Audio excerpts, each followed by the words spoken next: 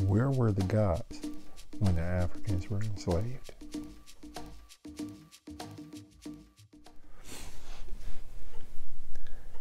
Hetepu fam, peace and blessing. This is RauKhu more, and I wanted to go ahead and discuss real briefly. Where were the gods when the Africans were enslaved? And part of the reason why I want to discuss this is because I saw a video, and it kind of reminded me of when I first started in Kemetic spirituality. How I remember I was in school, and there were, I say, probably about 3 fanatical religious groups. Not going to go ahead and say who they are, but they basically went ahead and they pressured. We do that kind of like high power sales. They would go ahead and they tried to put me in the corner. They tried to pressure me. They tried to get me to convert to their way of thinking and, follow their religious dogma. And I remember when that happened, it was interesting.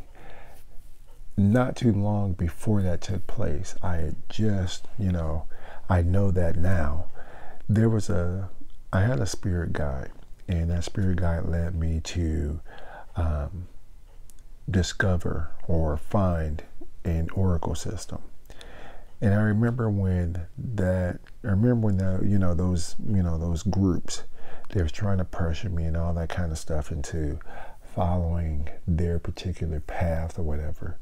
I remember they went ahead and I went ahead and I did a reading, and the reading basically was like no go, in regards to what they were talking about, in regards to, if it had any kind of validity or any kind of truth. Now, and ever since then, I remember after I went ahead and I did the reading, basically, for the most part, they left me alone. Okay. Now, I bring that up mainly because when we're talking about spirituality, a lot of people go ahead and they still do this.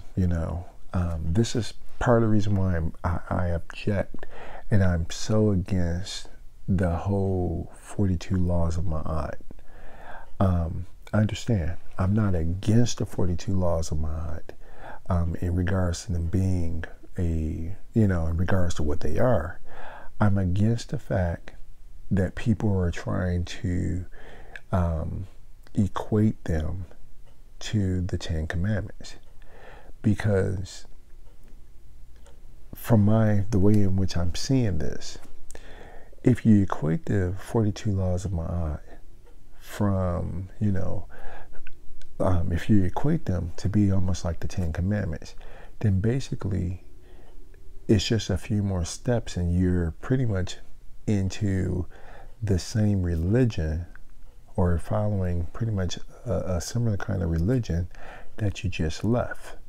In other words, you just changed religious clothing, and this is what I said before in previous videos, how some people are going ahead and they call themselves converting or getting into Kemetic spirituality, and really what they're doing is superimposing their old dogmatic, fundamentalist beliefs onto Kemetic spirituality, and then on top of that, getting upset, getting mad, or whatever the case is, that people aren't following or doing things the way they think it should be done, which is the same kind of religious mindset that people would do if you were, in those old Western religions.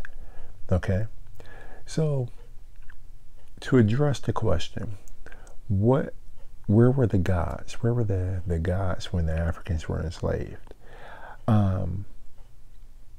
The answer is, they were there, just like they're here now. Okay? And I'm saying that mainly because you have to understand spirituality takes place within the mind. See, when you get far enough and you get into this spiritual thing, you'll begin to understand There are no such thing as, what people are referring to as gods are actually God forms. Everything basically takes place within the mind.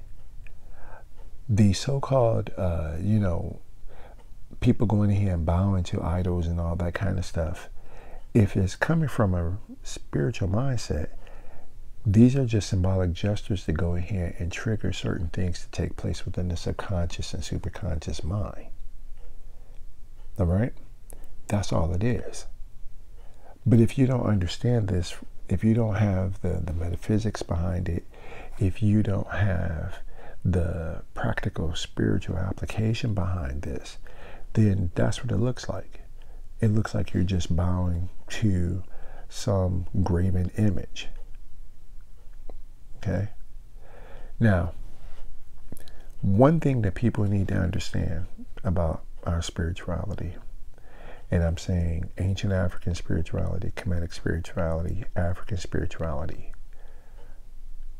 The one thing that people need to understand is that part of the reason why Europeans were able to go into Africa and basically sell people, their version of their religion. Same thing even with Islam.